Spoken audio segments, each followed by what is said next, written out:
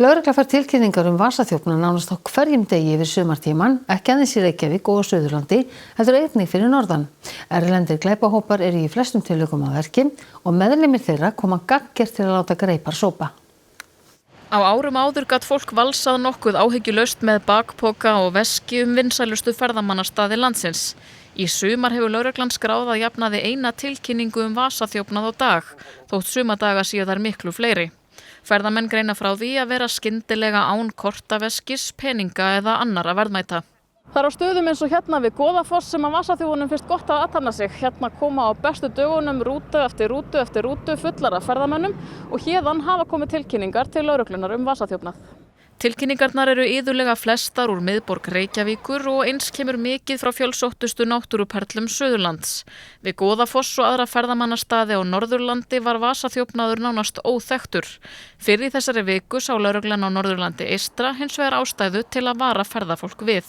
Auðvitað hafa alltaf komið upp stöku tilfelli gegnum tíðina en þetta hins vegar vandamál sem hefur farið vaxandi núna í seinni tíð. En við reiknum með því að það sé sömu hópar og hafa verið að herja á aðra staði. Bakpokar og opnar handtöskur er einna helsta sem að þjófarnir vilja komast í og á stöðum eins og þessum þar sem fólk er að virða fyrir sig fossinn og ekki að fylgjast með er hættan einna mest. Ferðamenn frá Asíu og eldra fólk virðist oftar verða fyrir barðinu á þjófunum en aðrir. Lögreglan biður leiðsögumenn og aðra sem eru í samskiptum við ferðamenn að upplýsa fólk hætturnar og það verði að passa sig á margmenni þar sem hægt er að laumast í töskur. Fólk sem stoppaði við Goðafoss í dag átti sér einskis ills von og var almennt hissa á því að vasaþjófar væru á ferðum landið. Are your valuables pickpocket safe?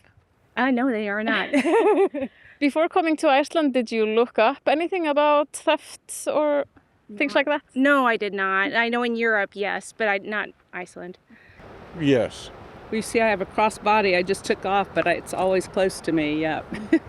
It's like other places in Europe, we've thought about it. Oh, yes. But coming here, it was never really a concern, I think. Unusual kind of for Iceland, yeah. So I would not have expected it.